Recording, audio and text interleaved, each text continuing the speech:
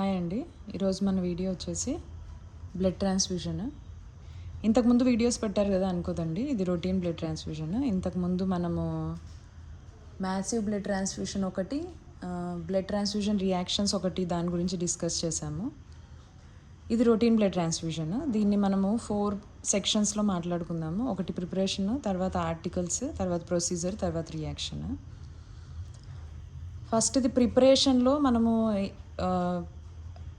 Hospital policy follow కావాలి. హాస్పిటల్లో ప్రతి హాస్పిటల్కి తన ఓన్ స్టాండర్డ్ ఆపరేటింగ్ ప్రొసీజర్ ఉంటుంది బ్లడ్ ట్రాన్స్ఫ్యూజన్కి. దాన్ని ఫాలో అయ్యి మనము ప్రిపరేషన్ స్టార్ట్ చేయాలి. జనరల్గా ఉండే దాని గురించి ఇది డిస్కస్ చేస్తున్నాం దీంట్లో. మనము ఫస్ట్ది వచ్చేసి ప్రిపరేషన్లో పేషెంట్ కన్సెంట్. మనము ప్రొసీజర్ ఇన్ఫామ్ చేసి, మనం కాదు డాక్టర్ ఇన్ఫామ్ చేస్తాడు. ఇన్ఫామ్ చేసి ప్రొసీజర్ గురించి ఎక్స్ప్లెయిన్ చేసి కన్సెంట్ తీసుకుంటాడు. తర్వాత fixing large bore cannula 16 gauge కానీ 18 గేజ్ కానీ. ఎందుకు? To avoid lysis of PRBC destroy కాకుండా ఉండడానికి. థర్డ్ది డాక్టర్ ఆర్డర్. ఈ 3 ప్రిపరేషన్లో ఉంటాయి. తర్వాత మనకి ఆర్టికల్స్ కావాల్సిన వచ్చేసి BT set, normal saline, IV set, anaphylactic tray, 3-వే ఆర్ వైట్ ట్యూబ్ ఎక్స్టెన్షన్ ఉండాలి, గ్లౌజ్, ఫ్లష్, బ్లడ్ బ్యాగ్. మనము ప్రొసీజర్ స్టార్ట్ చేసే ముందు బ్లడ్ బ్యాంక్ నుండి ఎప్పుడైతే మనం బ్లడ్ బ్యాగ్ వస్తుందో మన దగ్గరికి, దాన్ని మనము తర్వాత ఇంకొక లైసెన్స్డ్ నర్స్, అంటే 2 లైసెన్స్డ్ నర్సెస్ చెక్ చేస్తారు. ఏం చెక్ చేస్తారంటే బ్లడ్ బ్యాగ్ మీద పేషెంట్ డీటెయిల్స్ ఉంటాయి, బ్లడ్ గురించిన డీటెయిల్స్ ఉంటాయి. తర్వాత మనకు ఒక రియాక్షన్ ఫామ్ వస్తుంది, దాంట్లో కూడా పేషెంట్ డీటెయిల్స్ ఉంటాయి, బ్లడ్ గురించిన డీటెయిల్స్ ఉంటాయి. రెండింటిని డబుల్ చెక్ చేయాలి. పేషెంట్ పేరు కరెక్ట్ ఉందా లేదా, ప్రోడక్ట్ మనం తెప్పించినది కరెక్టా కాదా, గ్రూప్ కరెక్ట్ ఉందా లేదా, బ్లడ్ బ్యాగ్ నెంబర్ కరెక్ట్ ఉందా లేదా, ఇవి 2 చెక్ చేసి కన్ఫర్మ్ చేసిన తర్వాత మనము ప్రొసీజర్ స్టార్ట్ చేస్తాము. ఆర్టికల్స్ అన్నీ అరేంజ్ చేసుకున్నాం కదా. Anaphylactic tray patient bed side locker మీద పెడతాము. మిగిలినవన్నీ ఆర్టికల్స్ ఒక దగ్గర సెట్ చేసుకొని మనము బ్లడ్ ట్రాన్స్ఫ్యూజన్ స్టార్ట్ చేసే ముందు బ్లడ్ బ్యాగ్లో ఏమీ లంప్స్ లేకోకుండా, క్లాట్స్ లేకోకుండా, సెడిమెంట్స్ ఏం లేకోకుండా చెక్ చేసుకోవాలి. ఒకవేళ ఉంటే వెంటనే మనం బ్లడ్ బ్యాంక్కి వెనక్కి పంపించేసేయాలి. ఒకవేళ లేదు, బ్లడ్ నార్మల్గా ఉంది అంటే మనం తెప్పించిన 30 మినిట్స్ లోపల ట్రాన్స్ఫ్యూజన్ని స్టార్ట్ చేయాలి. 30 మినిట్స్ కూడా ఎందుకు వెయిట్ చేస్తాం మనము అంటే, బ్లడ్ బ్యాంక్ నుంచి వచ్చినప్పుడు కోల్డ్గా ఉంటుంది కదా, కోల్డ్ స్టోరేజ్లో నుంచి వస్తుంది. అది మన రూమ్ టెంపరేచర్, వామ్ టెంపరేచర్కి వచ్చేదాకా వెయిట్ చేస్తాము. 30 మినిట్స్ వెయిట్ చేయని అవసరం లేదు. ఎప్పుడైతే మనకి రూమ్ టెంపరేచర్కి రీచ్ అవుతుందో మనం స్టార్ట్ చేసేయచ్చు. స్టార్ట్ చేసే ముందు మనం ఏం చేస్తాము అంటే, ఫస్ట్ హ్యాండ్ వాష్ చేసుకోవాలి. హ్యాండ్ వాష్ చేసుకున్న తర్వాత పేషెంట్ వైటల్స్ చెక్ చేయాలి. వైటల్స్ చెక్ చేసుకున్న తర్వాత పేషెంట్ టెంపరేచర్ నార్మల్గా ఉంది, పల్స్, రెస్పిరేషన్, బీపీ అన్నీ నార్మల్గా ఉన్నాయి అంటే ఓకే.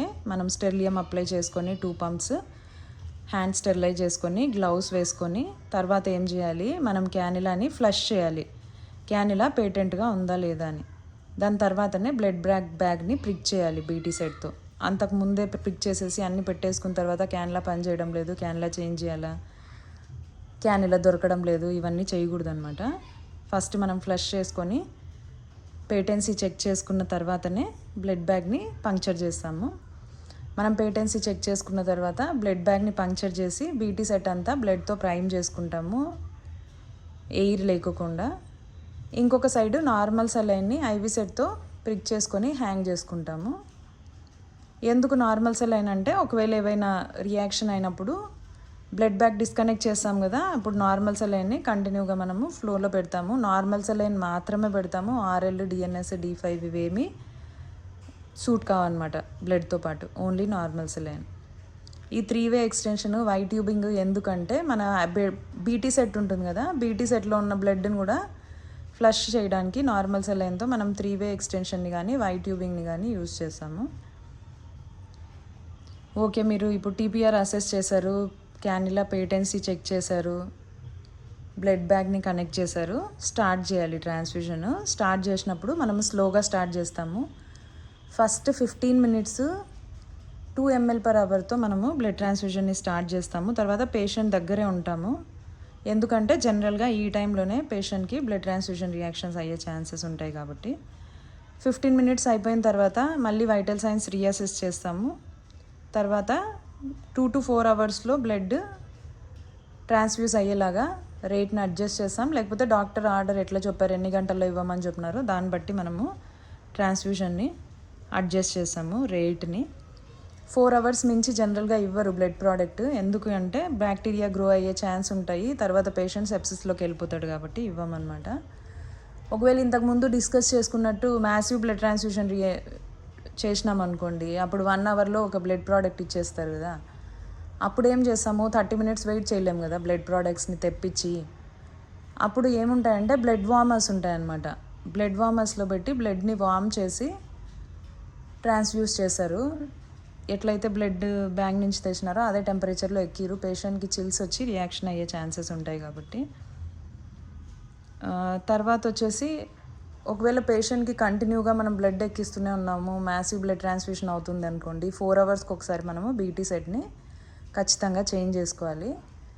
జనరల్గా మనం ఒక బీటీ సెట్, ఒక బ్లడ్ ట్రాన్స్ఫ్యూషన్ అయిన తర్వాత నెక్స్ట్ బ్లడ్ ట్రాన్స్ఫ్యూషన్కి బీటీ సెట్ని చేంజ్ చేసుకుంటాం.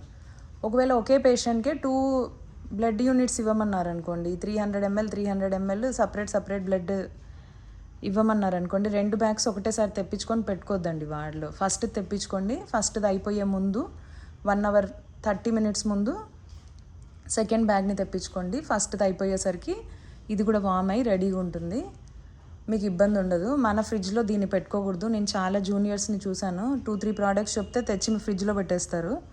మన వార్డ్లో ఉన్న ఫ్రిడ్జ్లో మనం టెంపరేచర్ని మెయింటైన్ చేయలేము, దానివల్ల బ్యాక్టీరియల్ గ్రోత్ అవుతుంది, పేషెంట్ సెప్సిస్లో పోయే ఛాన్సెస్ ఉంటాయి.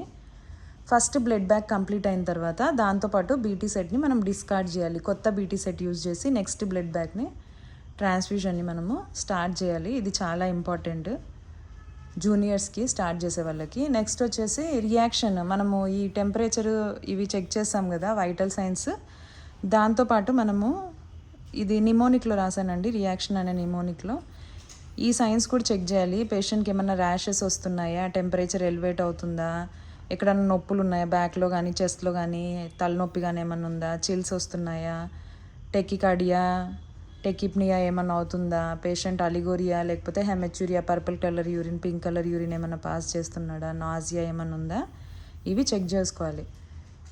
పేషెంట్కి బ్లడ్ ట్రాన్స్ఫ్యూషన్ స్టార్ట్ చేసే ముందు ఒకసారి మనము వైటల్ సైన్స్ చెక్ చేసాము. 15 మినిట్స్ తర్వాత మనము రేట్ ఇంక్రీజ్ చేసేటప్పుడు ఒకసారి చెక్ చేసాము కదా. తర్వాత ఎప్పుడు చేయాలంటే 15 minutes, 30 minutes, 1 hour, 2 hours, 4 hours. ఇది మా హాస్పిటల్ ఎస్ఓపి అండి. ప్రీ ట్రాన్స్ఫ్యూషన్ ఒకసారి చెక్ చేస్తాము, 15 మినిట్స్లో ఒకసారి, 30 మినిట్స్లో ఒకసారి, 1 hour, 2 hours, 4 hours. Transfusion complete అయిన తర్వాత మనం ఏం చేస్తాము అంటే క్యాన్యులాని ఫ్లష్ చేస్తాము నార్మల్ సెలైన్తో, లేకపోతే బ్లడ్ క్లాట్ అయ్యి క్యాన్యులా ఖరాబ్ అయిపోతుంది కదా, దానికోసమని. నెక్స్ట్ ట్రాన్స్ఫ్యూషన్ స్టార్ట్ చేసే ముందు కూడా ఫ్లష్ చేసి తర్వాత స్టార్ట్ చేస్తాము, అది ఐవీ లైన్ పేటెంట్గా ఉండడానికి. బ్లడ్ ట్రాన్స్ఫ్యూషన్ కంప్లీట్ అయిపోయిన తర్వాత 1 అవర్ పేషెంట్ని వార్డులోనే పెట్టుకుంటాము రియాక్షన్స్ అసెస్ చేయడానికి. తర్వాత పేషెంట్ చెప్పి పంపిస్తాము, ఇవేవన్నా రియాక్షన్స్ ఇవన్నీ ఉంటే మాకు ఇన్ఫామ్ చేయండి అని.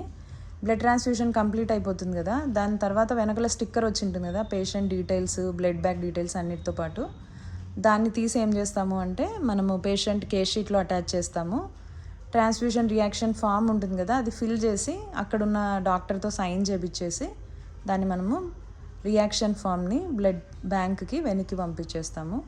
తర్వాత వార్డులో ఒకటి బ్లడ్ ట్రాన్స్ఫ్యూషన్ బుక్ ఉంటుంది మా హాస్పిటల్లో, దాంట్లో మేము ఎంటర్ చేస్తామండి, ఈ పేషెంట్కి ఈరోజు బ్లడ్ ట్రాన్స్ఫ్యూషన్ ఇచ్చినాము, ఒకవేళ ఏమైనా రియాక్షన్ ఉంటే రియాక్షన్ రాస్తాము, ఒకవేళ లేదు అంటే రాయము. ఒకవేళ రియాక్షన్ ఏమన్నా అయితే అది బ్లడ్ బ్యాంక్కి దాని శాంపిల్స్ ఏం పంపించాలో డాక్టర్ చెప్తారు. జనరల్గా ఒక ఈడిటీఏ, ఒక స్టెరైల్ శాంపిల్ తీసి పంపిస్తాము. లేదు వాళ్ళు యూరిన్ శాంపిల్ కూడా పంపిమన్నారు అంటే యూరిన్ శాంపిల్ కూడా తీసి పంపిస్తాము. మనం ఏమైతే శాంపిల్ పంపిస్తామో అది డాక్టర్స్ ఇన్స్ట్రక్షన్ మీద బేస్ అయి ఉంటుంది. అంతే ఫ్రెండ్స్. ఇంకా మీకు ఏదైనా డౌట్స్ ఉన్నా, మీరు ఎక్స్ట్రా దీని గురించి ఏదైనా యాడ్ చేసుకోవాలన్నా ప్లీజ్ కామెంట్స్లో యాడ్ చేయండి. Thank you for listening.